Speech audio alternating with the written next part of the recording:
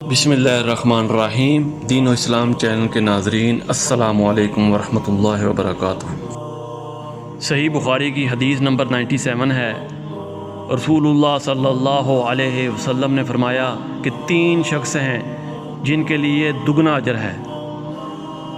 ایک وہ جو اہل کتاب سے ہو اور اپنے نبی پر اور محمد صلی اللہ علیہ وسلم پر ایمان لائے، اور دوسرا وہ جو غلام اپنے آقا اور اللہ دونوں کا حق ادا کرے، اور تیسرا وہ آدمی جس کے پاس کوئی لونڈی ہو، جس سے شاباشی کرتا ہے اور اسے تربیت دے تو اچھی تربیت دے، تعلیم دے تو عمدہ تعلیم دے، پھر اسے آزاد کر کے اس سے نکاح کر لے تو اس کے لیے دگنا اجر ہے۔